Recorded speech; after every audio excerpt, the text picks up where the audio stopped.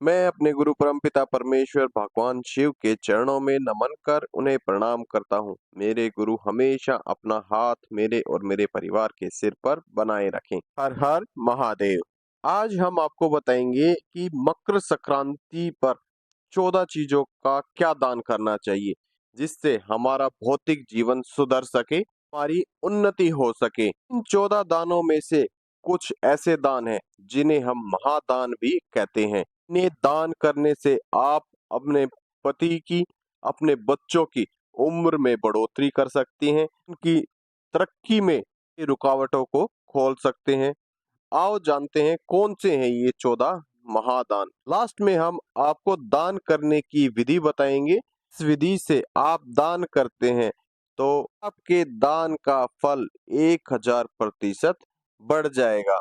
नहीं तो दान तो किया ही गया है, कुछ ना कुछ तो फल मिलेगा ही। लेकिन आप हमारी बताई गई विधि के अनुसार दान करते हैं तो आपको उसका फल 1000% मिलेगा। इस दिन किया गया दान बहुत ही महत्व रखता है। आगे बढ़ने से पहले जो भाई बहन हमारे इस मंत्र चिकित्सा चैनल पर नए आए हैं वो हमारे चैनल को लाइक करें, शेयर करें, सब्सक्राइब करें, ताकि आपके साथ साथ आपके घर परिवार वाले अपनी समस्याओं का समाधान ढूंढ सके, अपने अध्यात्म जीवन में आगे बढ़ सकें। और हम आगे चल के साधनाएं भी कराएंगे, मेडिटेशंस की क्लासें भी देंगे। भाई बहन मेडिटेशन क्लास लेना चाहता है, साधना करना चाहता है तो वो हमसे हमारे व्हाट्सएप टेलीग्राम चैनल से जुड़ सकता है। लिंक आपको डिस्क्रिप्शन में मिल जाएगा। और किसी भाई को घर में किसी भी प्रकार की नेगेटिविटी है या किसी के द्वारा किया कराया है, वशीकरण है, उच्चाटन है, उसे दूर कराने के लिए आप हमसे संपर्क कर सकते हैं। आप हमें कमेंट्स कर सकते हैं और हमारे टेलीग्राम और व्हाट्सएप चैनल के द्वारा हमसे बात भी कर सकते हैं। तो हमारा पहला पॉइंट है 14 नारियल, पानी वाले 14 नारियल का दान आपको करना है। नारियल का दान करने से आपके कार्य में वृद्धि होगी। दूसरा दान है 14 बर्तन दान करें। बर्तन आपको तांबे के दान करने हैं।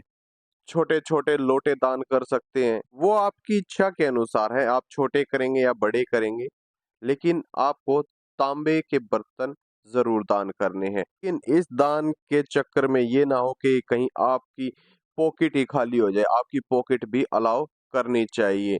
नहीं तो आप स्टील के बर्तन भी दान कर सकते हैं, उसमें एक तांबे का बर्तन जरूर दान करें। तीसरा दान है श्रृंगार। आप शादीशुदा स्त्रियों को श्रृंगार का सामान दान करें। घर में जो भी चीजें होती हैं वो सब आप दान कर सकते हैं। अगर आप श्रृंगार की सभी चीजें दान कर सकते हैं तो सभी चीजें 14-14 के पेयर में आप दान कर सकते हैं। अगर आपका बजट ज्यादा नहीं है तो आप 14 मेहंदी की कीपें, बिंदी, लिपस्टिक जो भी आप खरीद सकते हैं, आप उनको खरीद करके 14-14 के पेयर में दान कर सकते हैं। इससे आपके पति की उम्र में इजाफा होगा, उनकी उम्र बढ़ेगी। जो भी हारी बीमारी है उससे उनको छुटकारा मिलेगा, उनके काम धंधे में वृद्धि होगी। चौथा दान है वस्त्र दान। आप 14 गर्म कपड़े दान कर सकते हैं। कपड़ों में कुछ भी हो सकता है, जैसे कंबल, स्वेटर, मफलर, कैप। आपको जीवन में एक बार दान जरूर करना चाहिए।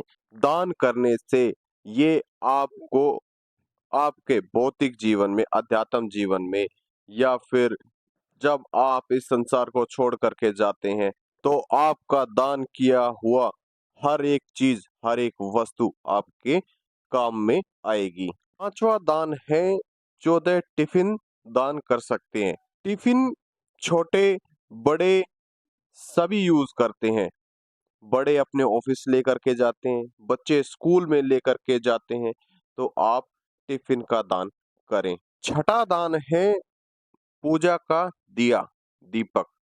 पूजा का दीपक आप जरूर दान करें। आपको 14 दीपक दान करें या फिर 14 घंटी दान करें, जो मंदिर में बजाई जाती है छोटी घंटी, आप उसे भी दान कर सकते हैं। सातवां दान है छतरी। आपको काले रंग की छतरी जरूर दान करनी चाहिए। आपको जीवन में एक बार ये दान जरूर करनी चाहिए। हमारा आठवां दान है चप्पल जूते दान। आपको अपने जीवन में जूते का, चप्पल का दान जरूर करना चाहिए। गरुड़ पुराण के अनुसार जब आप ये शरीर रूपी चोला छोड़कर जाते हैं तो आपको यमराज ने आते हैं।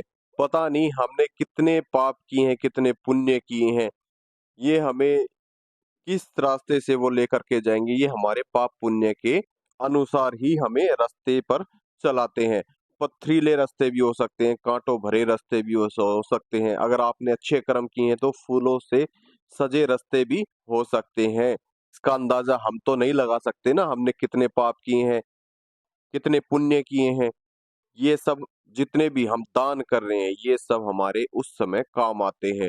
अगर हमें पत्थरों पर, कांटों पर चलना पड़ा तो उस जो हमारे जूते चप्पल किए गए दान है उस समय वो हमारा कार्य करेंगे, हमारे काम आएंगे। हम उन जूते चप्पलों को पहन करके अपना रास्ता काट सकते हैं। हमारा नौवां दान है लाइट, बैटरी, जिसे हम टॉर्च कह देते हैं। टॉर्च का दान जरूर करना चाहिए। टॉर्च के दान से हमारे जीवन में हमेशा रोशनी बनी रहती है, हमारे रास्तों के सामने हमेशा रोशनी बनी रहती है। 10वां दान है पानी। पानी से भरी हुई बोतल का दान जरूर करना चाहिए। ये होता है जल दान। जल के साथ दान करना है ताकि खाली हो जाए तो उसे दोबारा फिल किया जा सके। 11वां दान है अनाज का दान, अन्न का दान। को मकर संक्रांति के दिन सवा सेर कम से कम, बाकी अपने सामर्थ्य के अनुसार सतनजा दान जरूर करना चाहिए। 12वां दान है गाय को हरा चारा, हरे चारे का दान गाय माता को जरूर करना चाहिए।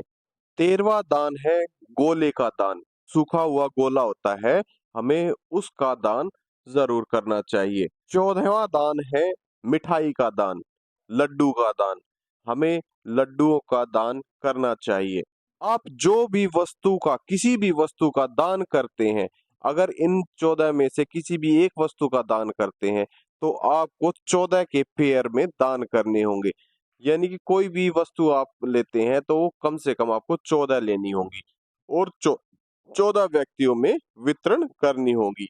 ये सभी दान आप किसी जरूरतमंद को दें, ऐसे व्यक्ति को ना दें जिसे जरूरत ही ना हो, व्यक्ति का भरा हो।